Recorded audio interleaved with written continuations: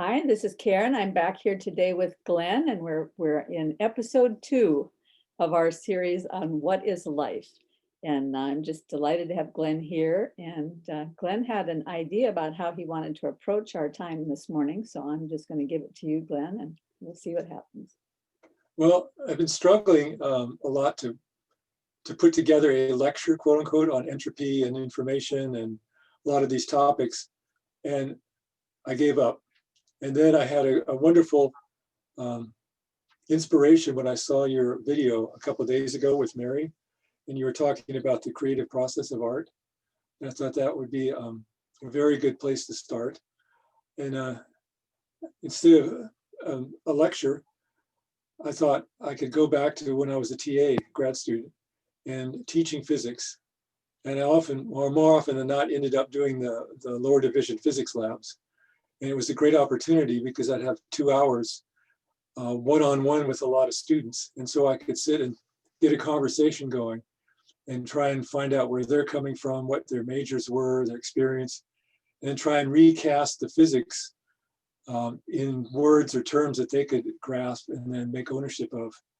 So I'm imagining our conversation today is I'm your TA and you're my student, and we're kind of one-on-one work on some of these concepts, and then your audience is just spectators watching us try and work our way through.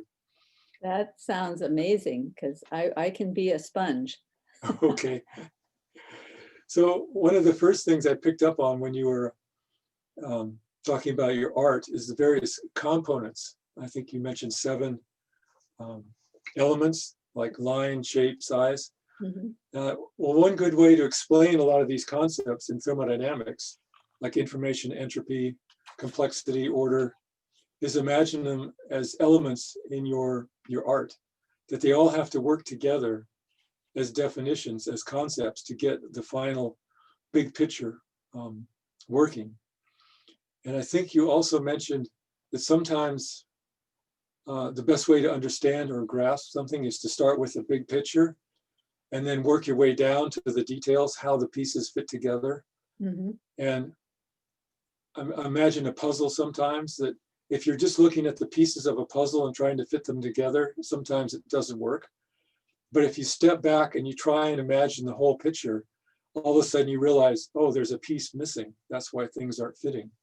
Mm-hmm. So that's what we're going to try and do today with thermodynamics, is figure out what the missing pieces are that will help you put everything back together again in a sensible way. So, well, I think I'll just start with the concept of complexity and order. Okay. And so take a look at the definitions. And as you weigh these definitions against each other and how we use them, you'll find, or you'll notice, that they don't always fit. And then sometimes I wonder if that's what you mean by anomaly, when you run across something that doesn't quite work and it draws your attention in. So we use complexity and order in odd ways that sometimes end up not fitting. So if you look at a crystalline solid, we say that's highly ordered, and we'll say it's a low complexity. If you look at a random gas molecules in a box, we say that's disordered, but highly complex. Then we'll look at a machine, a Large Hadron Collider, a human being. We'll say they're complex, but we'll also say they're very ordered. And so we use order in sometimes 2 different ways. So that's one place I wanted to sort of focus on, is how we use the words. Mm-hmm. And start with the definition of complexity, or at least one of them is as a measure, is you create a simulation of whatever it is you're trying to measure. And then the complexity is how many lines in that does have to go into that program to completely describe or simulate what it is you're looking at. So it's very easy to simulate a crystalline solid. You just have a few lines that tell you where the atoms go, and then just a loop that just repeats. Whereas to describe random atoms in a box, gas molecules, you pretty much have to just list everything. So the complexity gets very long. But then when you look at, I think one of the things I was thinking about when I was thinking about information entropy, the picture that I've had for a long time, and it may be wrong, but if it, so you need to tell me, is that the more entropy there is, the more information there is, because the more disordered something is, or the more possible states that there are, the more information is required to describe it. Is that okay, correct? we'll get there. Okay. That's people have so confused the words information and entropy, use them interchangeably, and that we've lost the distinction that they're actually two different things. So if you look at the watch example, I was thinking of, the classic,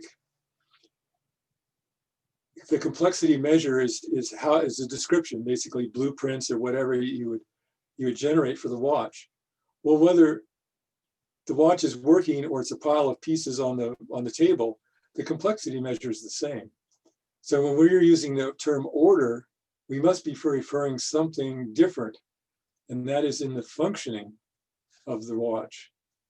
And then we get back to boundaries.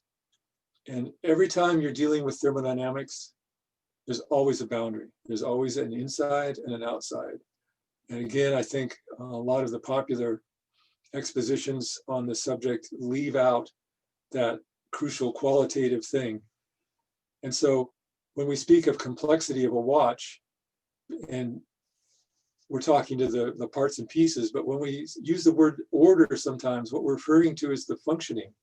It's how you interact with the watch now.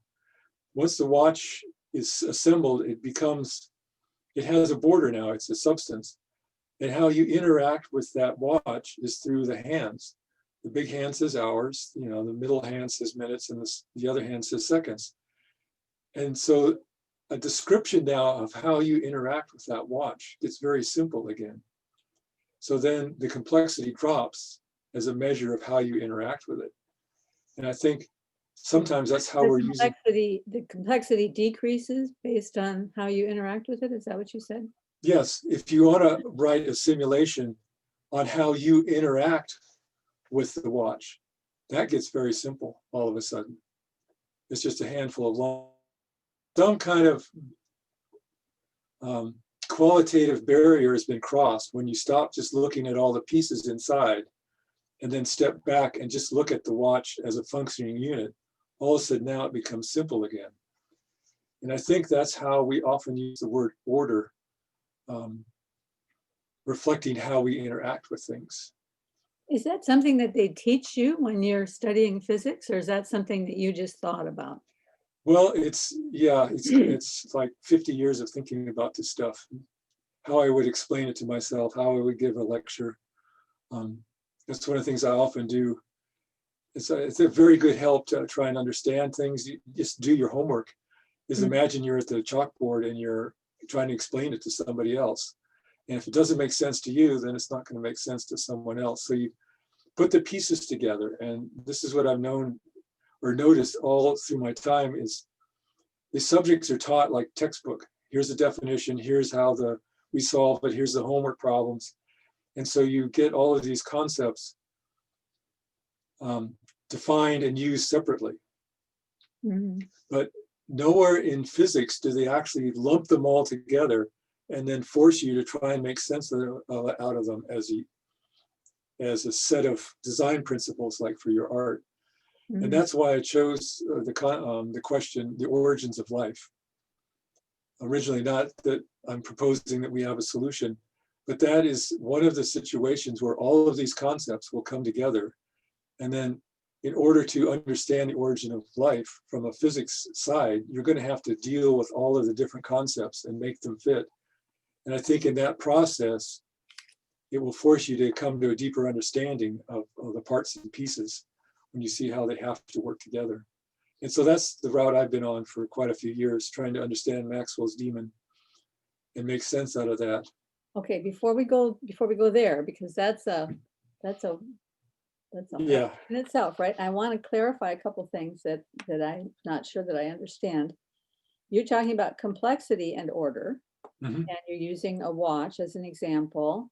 And when the watch is working, or whether the watch is a pile of pieces because someone has taken it apart to fix it, in both cases, the complexity is the same.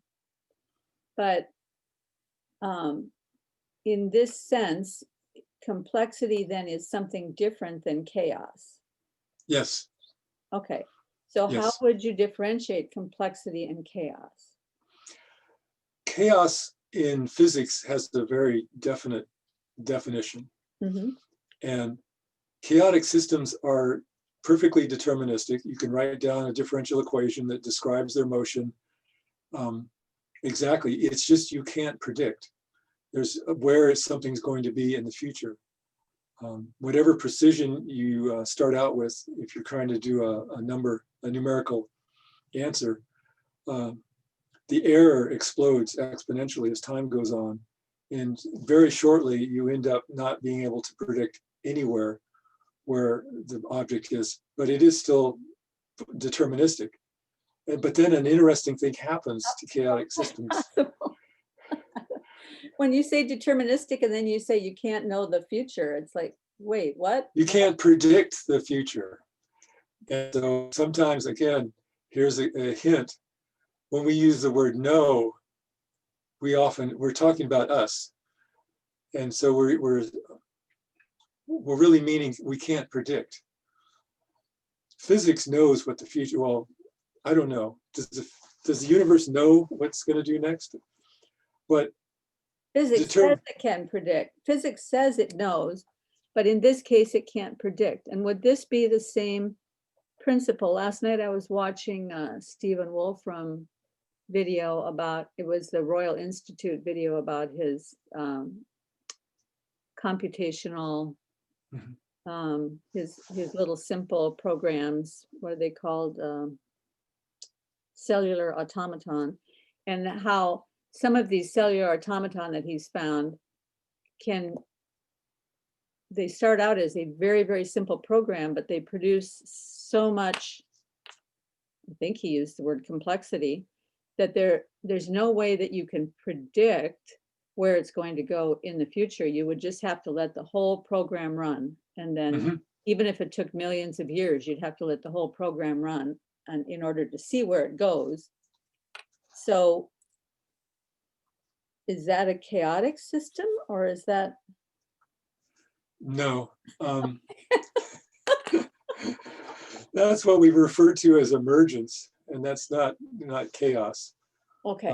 So emergence so is neither complexity nor chaos. That's two or three conversations down the road. Okay, so I won't tie the two together then. Okay. Be a good girl. Deterministic means that the next step or the next position of the particle or the next state of the system is completely determined by its current state. So if you know its current state, it's, a double pendulum, if you know the velocity and position of the two pendulums, at any moment, you can predict exactly in a small neighborhood of time where the next position is going to be. Non-deterministic behavior means that the next step is not determined by the current state exactly. And that gets us into the definition of what choice is, but I want to wait on that one. Okay. Let's work on the basics first.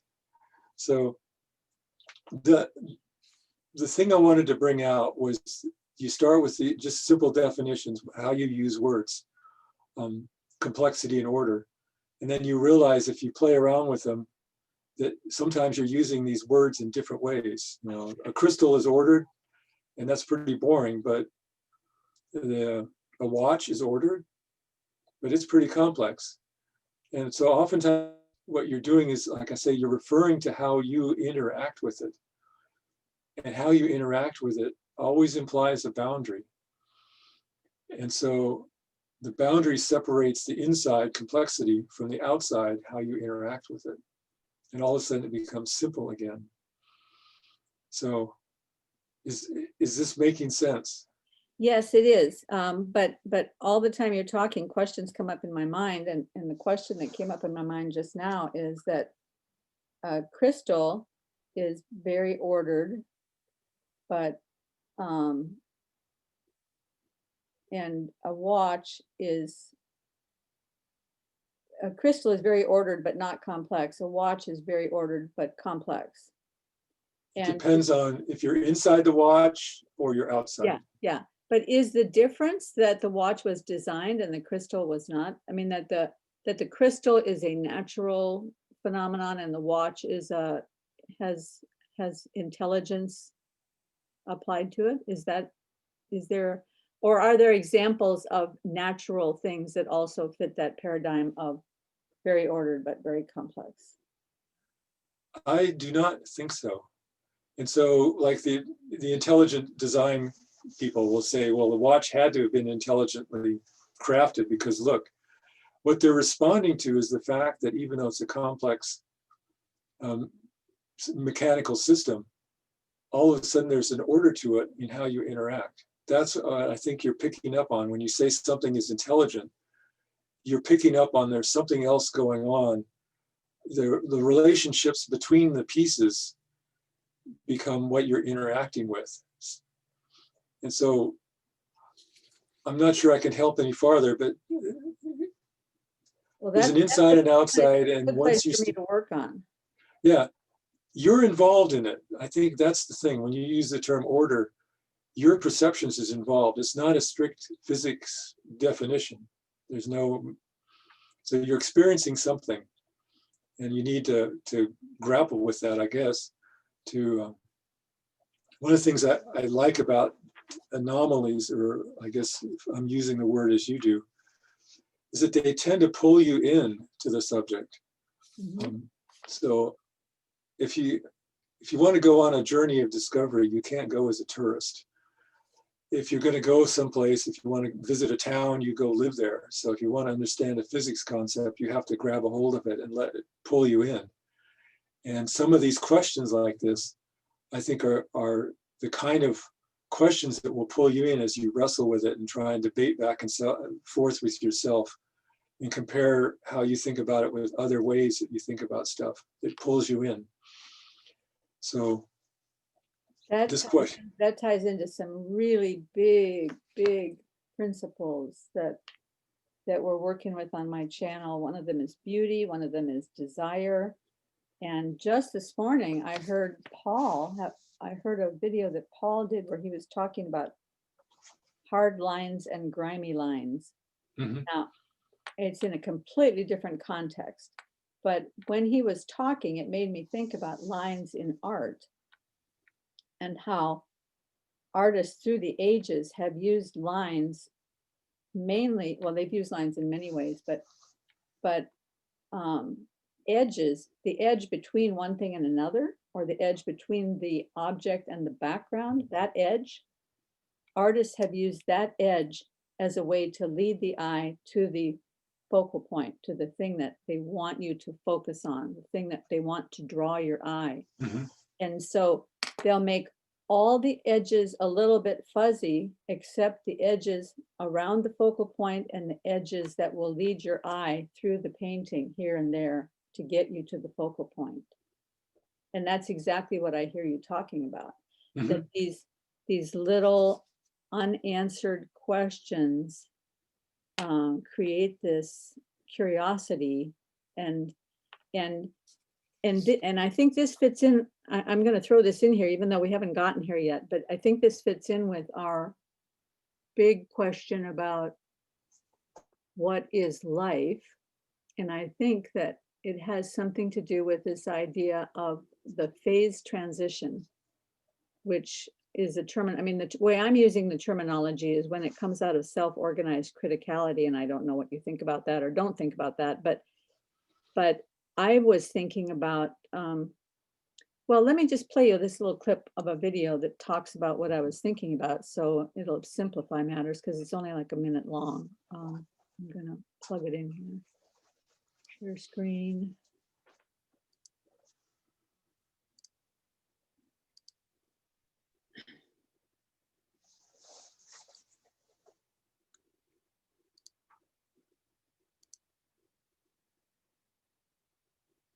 And we'll go to the same idea that there's something about limitation or anomaly that forces you to adapt, that increases your potential. And that is exactly what the way I see phase transition. I got to go back just a couple, just maybe a minute here to that thing. And so it's always about, what I really want to talk about is the phase transitions in the development of a child. Okay, so when my daughter was a baby, like 6 months old maybe, and she first started getting really interested in something that was across the room, she wanted that thing, but she couldn't get that thing because she couldn't get there. In fact, she couldn't get there because she couldn't even roll over by herself. You know, I don't know at what age that was, but at some age, she had to learn to roll herself over. And she would practice until she got that dialed in because she had a purpose, right? She wanted that thing. Later, she learned to crawl because she wanted that thing. She needed to get to it. And every one of these things is a phase transition. The learning to walk, standing up so that you can get over to that thing. And so it's always about that thing that you want, that desire. But there's something in the way, and that's your limitation, right? So limitation, constraint, boundary, all of these things are in the artistic way of thinking. Those are all what forces creativity. So creativity grows out of constraint. Yes. I mean, we have lots of cliches. Necessity is the mother of invention. Chloe Valdery puts it, your disadvantage is your superpower. So they all relate to the same idea that there's something about limitation or anomaly that forces you to adapt, that increases your potential. I'm going to stop there. And so I think that fits in at this spot is maybe as a placeholder for when we get to what is the nature of life from non-life. And I think that anomaly fits in there somehow in a big way. I think so too. But we got a lot of physics to cover before we get there. And, but that clip reminded me of something I wanted to say the first time. And you mentioned that our email started when I was asking you about machine learning. Mm-hmm. And my interest for a long time has been agricultural robotics, as opposed to, the floor-mounted factory robots. Once you go out in the field, whether it's farms or construction, logging, mining, your robot doesn't have anything fixed. The ground changes, the work situation changes. If you're harvesting crops from one plant to the next, things change. So you have to come up with some kind of programming paradigm that allows the robot to constantly readjust itself to the changing circumstances around it. So you have to add this extra layer of awareness to the programming, which I've always found kind of an interesting aspect to machine learning. And what you're talking about anomaly caught my attention in that regards. But so much for that little detour. Okay, so we were on complexity and order, and the Mhm. last thing that you said in reference to that was that the complexity decreases once you cross the boundary of when you begin to interact with the watch, because a qualitative boundary has been crossed there. You're interacting with the relationships between the pieces. Yes, that's a constant idea that you'll come back with, especially with emergence, is that after a certain point, you're not dealing with the inside.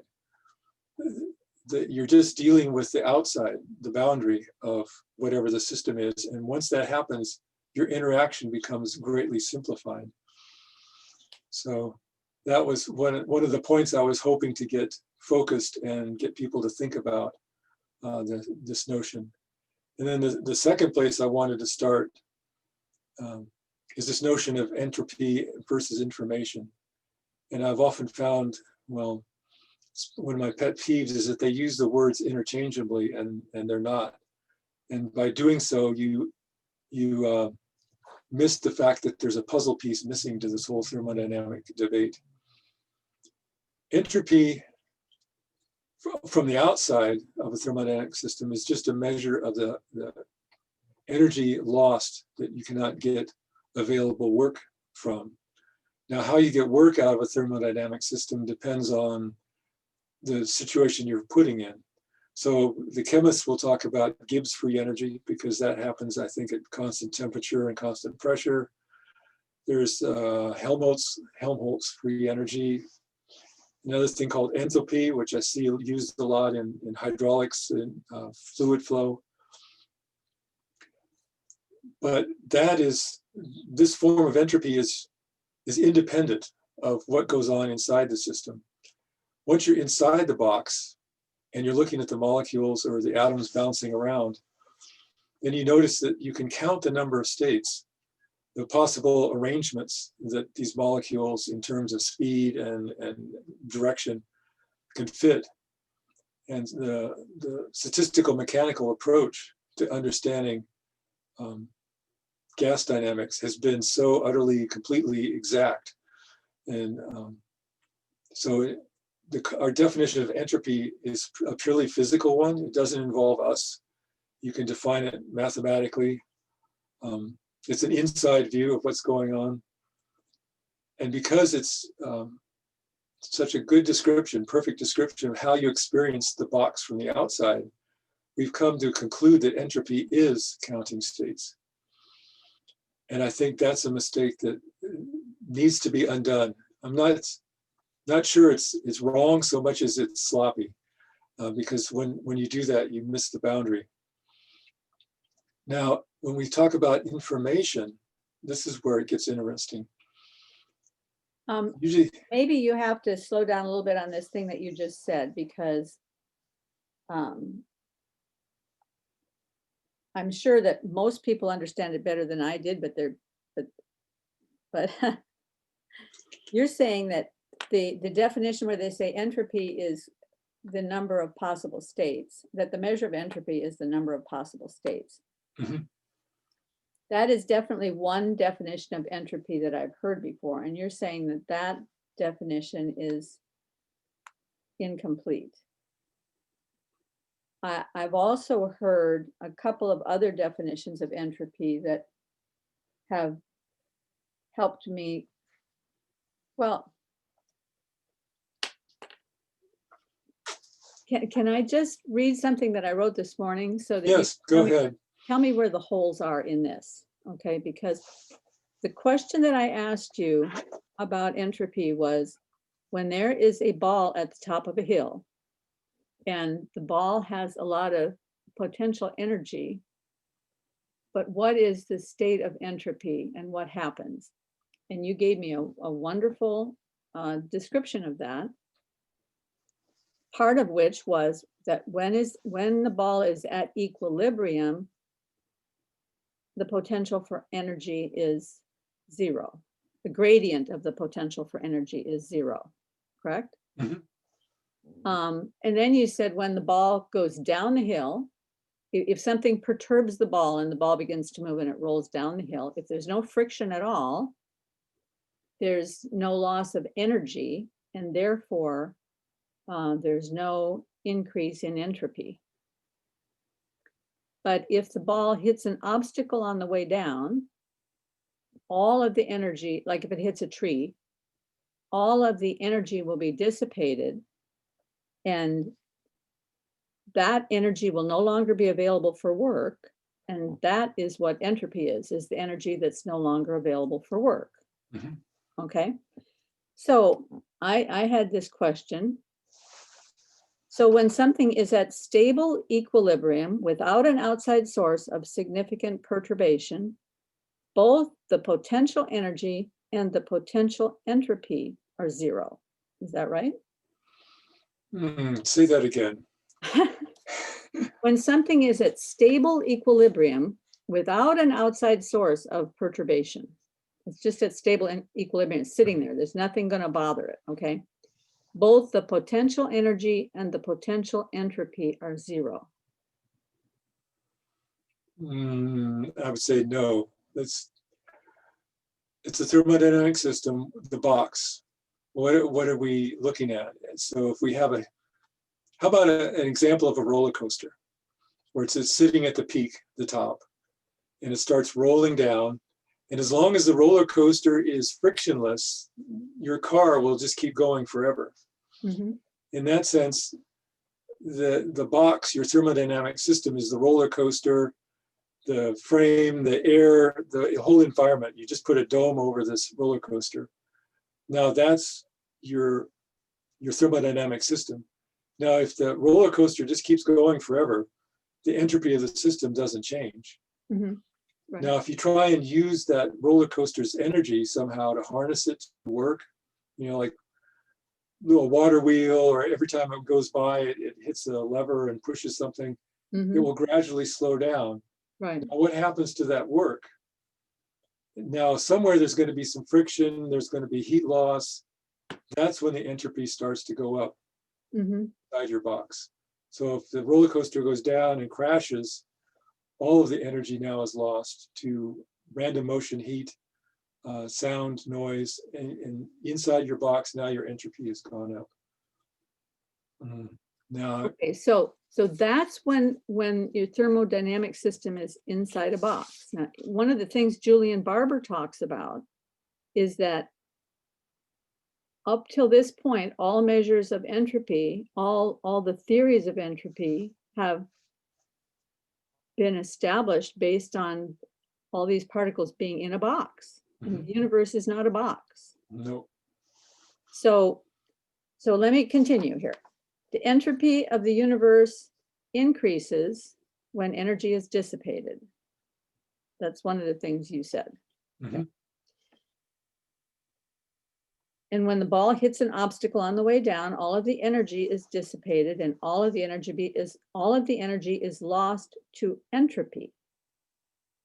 That's what you said. Okay, so anomalies, this thing it hits on the way down, this is my thing, causes free energy, which is that energy which is available for work, to be turned into entropy, which is energy that is no longer available for work.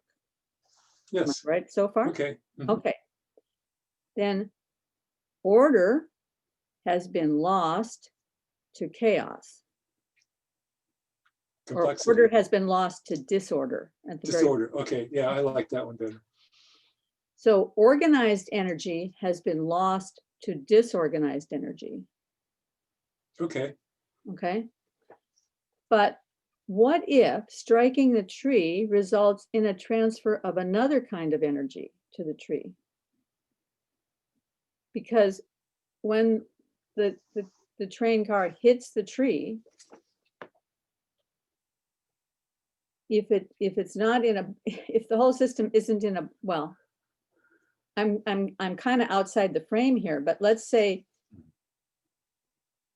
it hits the tree, all of the energy that's in the car gets dissipated, so it's no longer available for work, but a golden apple falls out of the tree. So something new has been introduced into the system because the anomaly, because the motion hit the anomaly, something new has been introduced. Or let's say the tree gets so badly damaged when the car hits it, with a transfer of energy so badly damages the tree that now the tree falls over and it becomes available for beavers to build their dams out of. Mm-hmm. It's not a total loss of energy. There's still energy that's going to do work. Yeah. Yeah. So it's not perfect. That's why it's sometimes a little bit, sometimes none, sometimes all of the energy gets converted to entropy. So there's no hard and fast rule on that process. Okay, well, anyway, I'm sort of on the right track. Yes. Thanks You're to gonna have to wrestle with this one. Even as a physics major, I would spend weeks and sometimes months pounding my head on concepts before they started to make sense. Now, Well, let's move on. okay, now this is the key part, and this is where I think most of your videos and everything you've heard gets it wrong. And I included John Wheeler's paper as a link where he discusses his concept of it from bit, so that people don't think I'm making up stuff new on my own. I'm going straight from the master himself on this one.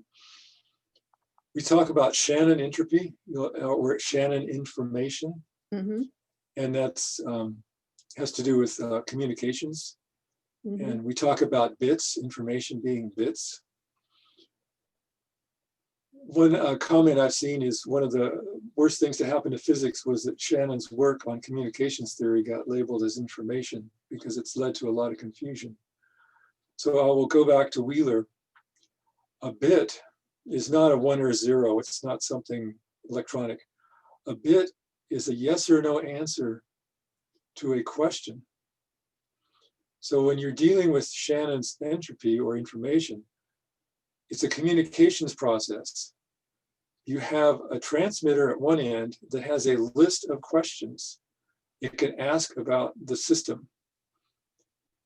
And it goes through this list and it answers each question yes or no. That becomes the bit, the 1 or 0 you transmit. At the other end, there's a receiver with the same list. And as the bits come through, yes or no, it checks those boxes. And so that's how communication of information goes, is by a checklist.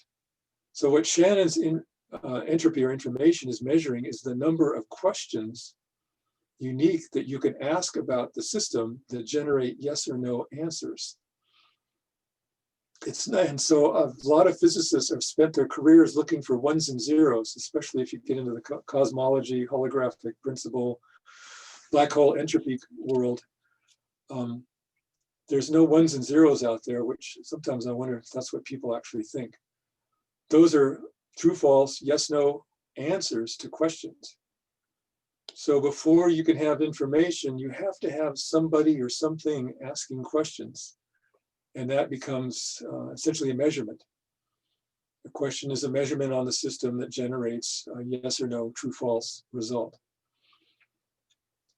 That's so beautiful. I wish that somebody had explained that to me a long time ago, because there's all these beautiful things in, well, for example, in music. I was watching a video on music theory the other day, because my daughter's very interested in music theory, so I want to be able to talk to her about it. And he was explaining that the way music is composed, it always starts with a question and an answer. I know who it was talking. It was Hans Zimmer, the guy that did the score for Interstellar and a number of other very popular movies. And many people just love the movies because they love the music so much. But he says you always start with a question and then an answer.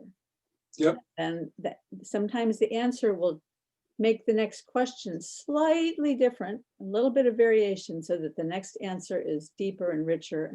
And this is, and the whole piece of music goes through that way. And I thought, wow, I listen to music in a whole different way now, because I understand this idea about the question and the answer.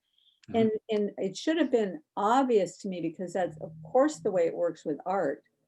But the way I do my art, my question is not usually so well defined. My question is usually, well, what if? Because my brain thinks a different way, but anyway. So keep going. Okay, so, well, once you play with that idea, it tells you that when you're using the word information, somewhere out there is some conscious, aware entity making these measurements. And then this is what this is where we come to Maxwell's demon. And the term usually refers, it's demon in the sense, I think the ancient Greeks would use it as a divine activity, divine inspiration. It didn't have the connotation, the negative that we have today. It's just something outside the normal universe that's interacting with the universe. So the Maxwell's demon is interacting with the thermodynamic system. It's making decisions, and then it's making choices. It's extracting information from its environment. Now, this is where it gets, I don't know, fuzzy, where to get information is, entropy can just be defined as counting states. It doesn't involve you, but when you start saying information, that means there's an entity looking at the system and asking it questions. And then out of the patterns it sees, it gets yes or no answers. So information is not necessarily a position. It could be a configuration. It could be a lot of things. And based on that information, that measurement, then the demon makes choices. But before you get a choice, there's usually some kind of decision process. There's a if, else, then kind of sequence you go through. You make more than one measurement.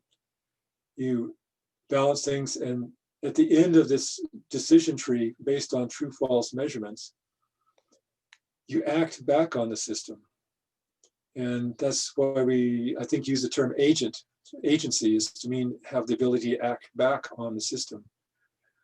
Now, at the end of this process of the true, false, going through some logic steps, you end up with a final true or false answer as to what the action is going to be. That is a choice. So I've gotten flack before for how I use the word choice, but that's the physics version of it. So now I've completely lost you. So let's. No. I'm totally tracking with you because I've watched a lot of videos on Maxwell's demon, and I've thought about it a lot. Yeah, and they miss that point. And I think as a Christian, I think doing physics, I don't have to worry about a lot of things. It's sort of like it frees me up. I don't need physics or science to be my faith. Yeah. I can just let my faith be, and I can enjoy physics and let it be what it wants to be. But I think a lot of people who do physics, especially the ones who are more on the atheist side, they're kind of afraid of what it might tell them if they dove deep enough. And so a lot of subjects are just avoided. They're like the third rail of thermodynamics that no one touches is this question of who is this observer? Who is this agent that's making measurements, creating the ones and zeros out of the questions it's asking? Well, and you get in. So let me ask you though about Maxwell's demon. Is Maxwell's demon just a theoretical construct? And here's why I'm asking. Here's why I'm asking, because I mean, is it really a thing or is it a theoretical construct? Because when Maxwell's demon looks at the particles and determines which ones are moving slowly and which ones are moving quickly, and either opens or closes the door based on how letting let's say it's going to let all the slow ones into a certain one side so that all the fast ones are on the other side. So in the process of doing that, it has decreased entropy. And the big question in my mind is a lot of big questions. In order to do this, the demon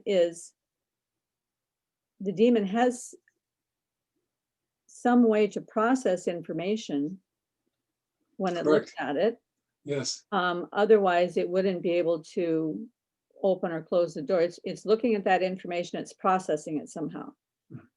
But then something else is happening, I think, and that is that as it makes each choice to open or close the door, now there's different information. So there's actually an increase of information in the system, which I think is increasing the information that the demon has, which means that the demon is learning as it goes.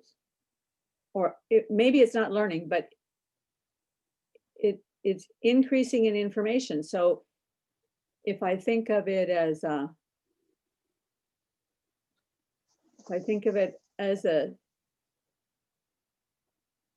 information is energy storage.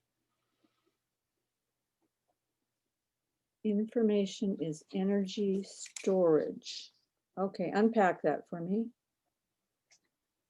Well, once you have the fast molecules on one side and the slow ones on the other, you can use that temperature differential or pressure differential to run a heat engine and get work out of the system. Okay, so you're making you're making some available energy out of the unavailable energy, which is what it means to decrease entropy. Mm-hmm. And it does it by by the choices it makes. So one of the things that's always driven me for all these years is, where is the demon? You know, is it something outside the laws of physics? You know, is it some spirit or, you know, disembodied spirit? Well, then physics doesn't cover it. The only way that you can deal with Maxwell's demon in terms of physics is if it's a physical entity and it's governed by the laws of physics. And so the final solution to Maxwell's demon question has to include the demon into the whole situation. And no one has really ever done that. And it's one of those quests I've been on for decades, looking for a paper or looking for someone who's actually tried to include the demon. And Landauer came the closest. I think his work is the start, but not the finish, which some people claim. Now I feel like we've really gone far afield. So let me catch my breath. Yeah, well, I mean, we're right in my wheelhouse right now, because this is the thing I've been trying to work out. So I hope you can keep going for a little while. Really so I've often thought, if you can figure out the physics behind the Maxwell's demon, then you'd have your hint, you'd have your first benchtop proof of principle experiment on where the origins of life came from. Because that's how life works. It looks at the world around, it gathers information about things in its environment, and on the choices it makes, it can extract energy from its environment, and then it can use that energy to sustain itself and create new order, you know, reproduce, so to speak. So Maxwell's demon is not the origin of life, but it's, like I said, it's the first step. If you can't get that working, then you can't get anything else working. And if you get that far, then self-reproduction is a solved problem. And I think I might have mentioned there's a whole field called artificial life. They run simulations in software on different living, you know, organisms and stuff. And it's a great way to understand population dynamics. But the field they've never been able to generate some kind of spontaneous evolution. And as a result, it's a pretty stagnant field. It never really went anywhere, but they did work out the details of self-reproduction. So if you can get a Maxwell's demon working, then you can get the self-reproduction going. And then after that, I don't know what. As a physicist, I have no idea. Let me throw an idea in here that may or may not clarify your thinking about Maxwell's demon. When I think about the nature of life,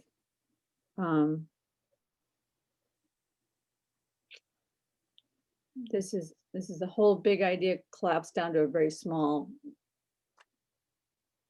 idea right now. So it's going to be completely imperfect. It has to be capable of learning. Mm-hmm. Okay. And learning, and Jordan Peterson helped me see this, learning means you have to let something of yourself die to make room for the new thing that comes in. So there's this continually dying and being reborn on the grand scale of the archetypal thing, but on the very small scale, it's opening up a space inside for something else to come in. So if you have two, this is a completely stupid example because I don't know any chemistry or biology or anything else, but let's say I have two very simple objects sitting next to each other, a rock and a drop of water or something like that. They're sitting next to each other. the rock will change if the water has an impact on the rock, but the impact that the water is going to have on the rock is going to, in one sense, degrade what the rock is, Mhm. and the rock will become something else.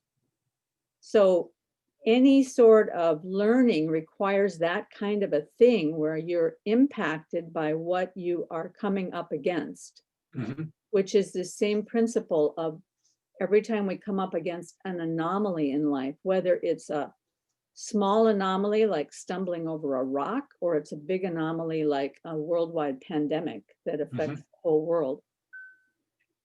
When you come up against that, if you're willing to give way inside for some of that pain and struggle to enter in, and then you will become something new. You will gain something new out of it, right?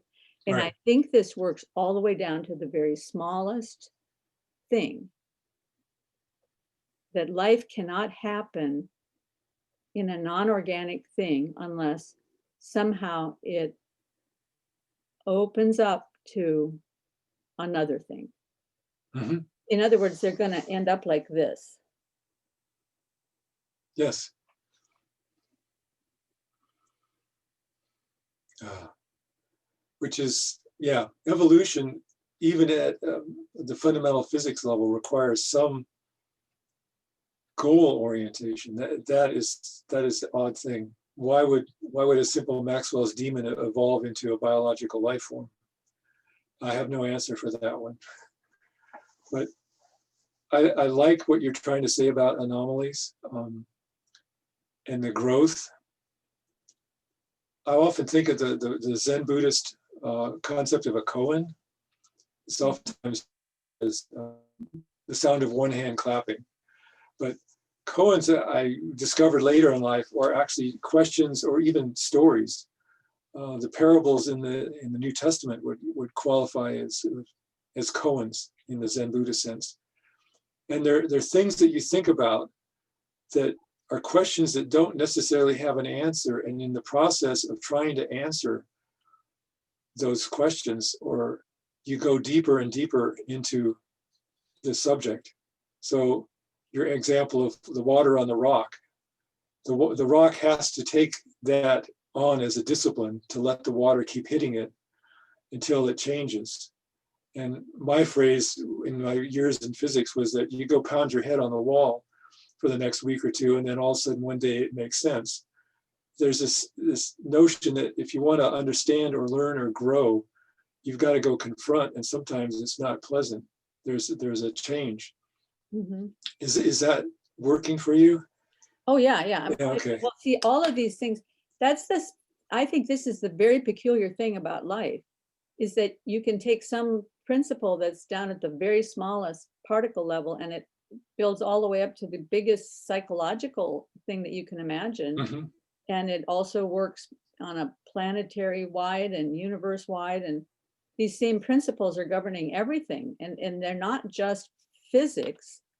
They're also, I mean, the spiritual principles, there's all these overlaps, which is like very, very strange. So I have to tell you, in another conversation that I have going on with these three guys, we've been talking about this book, Radical Orthodoxy.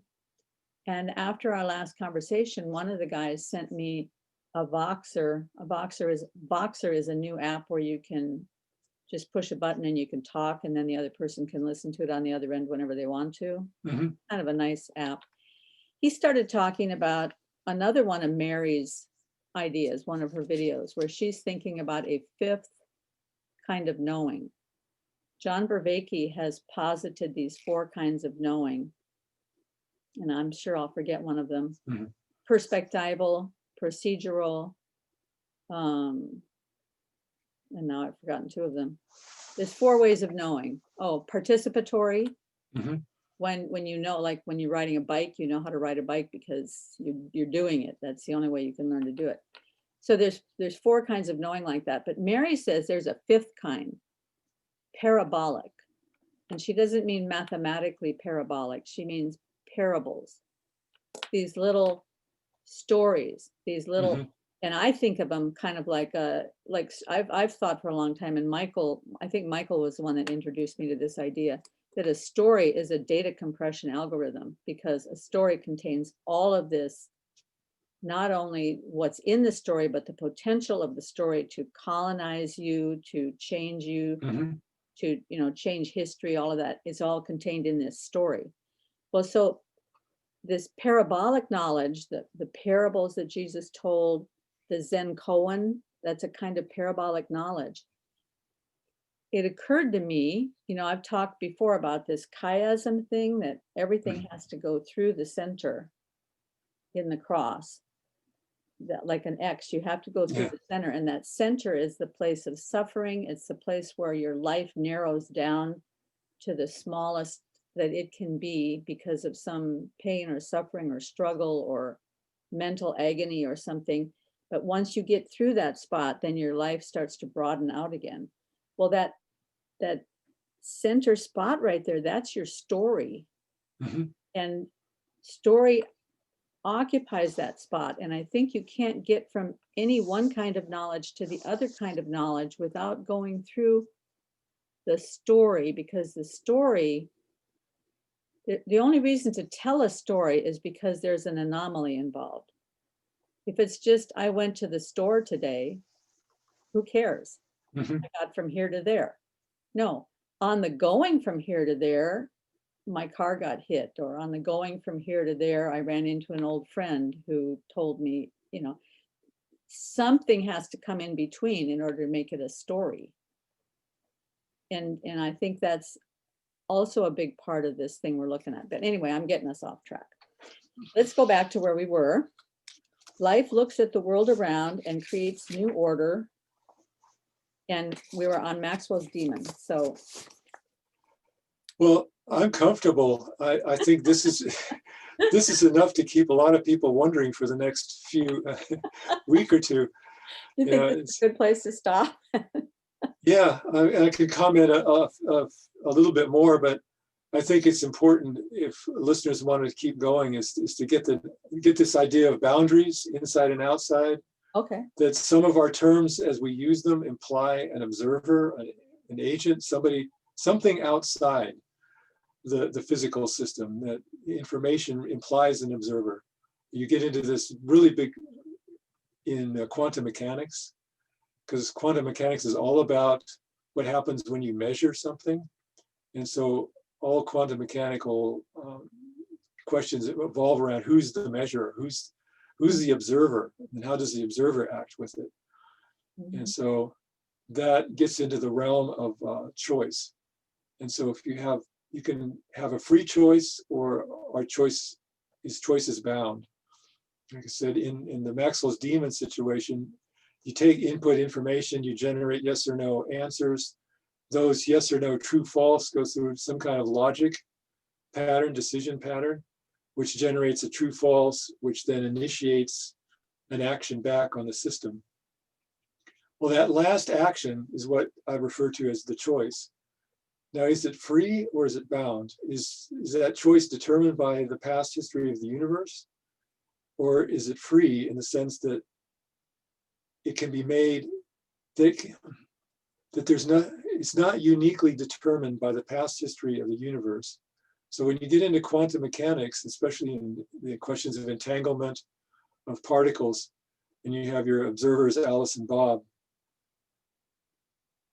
you have to assume that their choice is free. Otherwise, the physics doesn't work, which means they get to choose what experiment they're going to do, independent of the past history of the universe.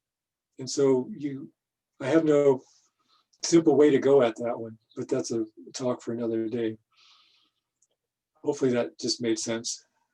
Yes, yes, yes. Because I remember we talked about Alice and Bob before. I'm not sure everybody else will remember that, but they can go back and listen to our previous conversation.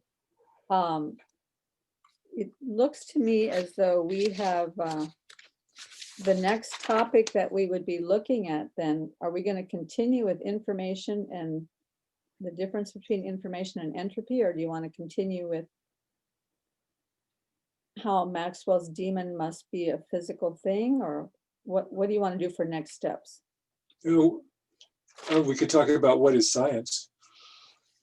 What is science? Okay. Yeah, I And think, you want to recommend that video of Feynman's so that people yes, can get definitely. booted up for next time? Tell them a Mhm. little bit about that. But I want to sort of tie in because it's what you just mentioned, and it ties back to Nema's when approach to the capital T truth. You at some point, if you want to approach T truth, you've got to let go of your give you purity, and I think that's what you're just talking about when you approach Okay, anomaly. hold on just a second. My husband just drove out, so the garage door interfered with the Wi-Fi. Okay.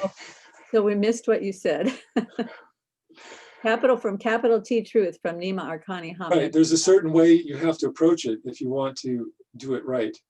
And part of that, you have to let go of a lot of the things that you believe are true or things that give you security. And you talked about how to grow or learn, you have to let go of something. You have to let things teach you. And there's a period of time where you become very vulnerable as you're learning, immersing yourself. And that's an easy time for someone to take advantage of you, to deceive you, give you false information. So that's why Nima made that point, is you have to be ruthlessly judgmental about people who aren't dedicated to the truth when you're in the enterprise of physics. Because one person who's willing to say something for their own career benefit, they can mess everything up.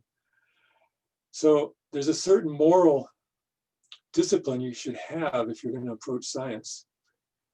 And I've often thought, while the church has no place speaking about science, it certainly seems to have a place in speaking to the integrity of the scientific inquiry process. That when you're approaching the truth, you sometimes are very vulnerable as you're going from an old truth to a new one. And so